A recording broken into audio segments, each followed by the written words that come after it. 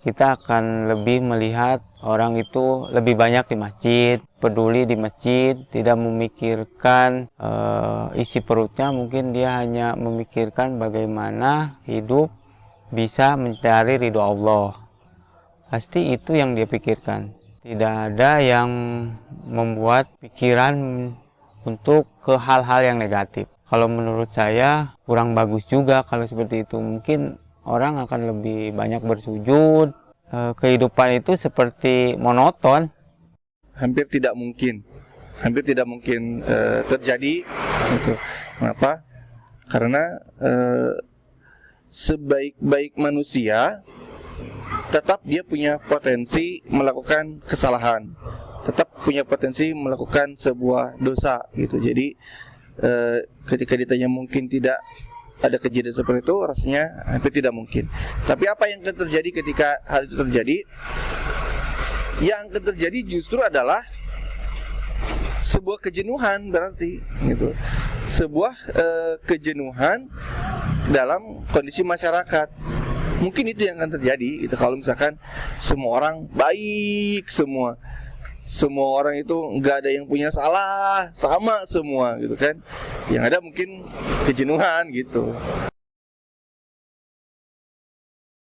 Dalam kitab tafsir Al-Sa'labi atau yang dikenal sebagai Al-Kasaf wa Al-Bayan, salah satu kitab tafsir yang ditulis oleh Imam Al-Sa'labi, ulama yang hidup di zaman 427 Hijriah. Di dalamnya dikutip kisah Nabi Sulaiman tentang bagaimana beliau memerintahkan jin dan setan untuk tunduk di bawah kekuasaannya. Dalam kisah ini disebutkan bahwa Nabi Sulaiman memenjarakan setan-setan atau jin jahat agar mereka tidak mengganggu manusia dan mendorong manusia untuk berbuat dosa atau maksiat. Bukan tanpa alasan, tujuan Nabi Sulaiman alaihissalam menangkap iblis ialah agar tidak ada lagi yang mengganggu manusia. Sebetulnya Allah Subhanahu wa taala melarang Nabi Sulaiman alaihissalam untuk menangkap iblis karena tidak ada gunanya. Namun meski begitu, Nabi Sulaiman bersikeras meminta izin kepada Allah Subhanahu wa taala untuk menangkap dan memenjarakan iblis. Usai mendapat izin Allah Subhanahu wa taala, Nabi Sulaiman pun menangkap iblis, setan-setan dan jin jahat serta memenjarakannya. Di lain waktu, suatu hari Nabi Sulaiman memerintahkan anak buahnya untuk pergi ke pasar. Dan anak buah Nabi Sulaiman mendapati pagi itu pasar tutup, tidak ada satupun orang yang berjualan. Dan akhirnya ia melaporkan hal tersebut kepada Nabi Sulaiman alaihissalam. Sang Nabi penuh keheranan dan bertanya-tanya mengapa bisa demikian adanya.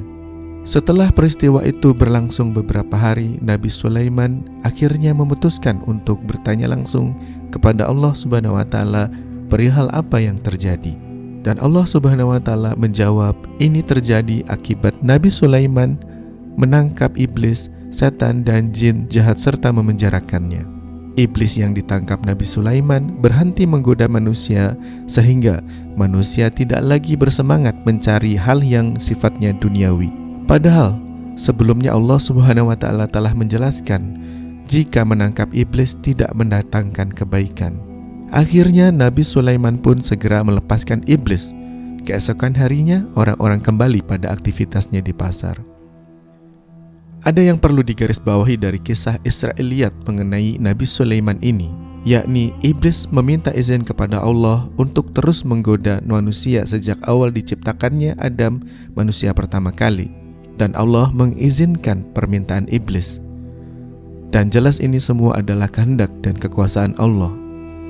Sedangkan manusia bisa memilih apakah akan terperdaya oleh bisikan-bisikan untuk berbuat jahat, berbuat dosa dan maksiat, atau mentaati dan tunduk kepada penciptanya.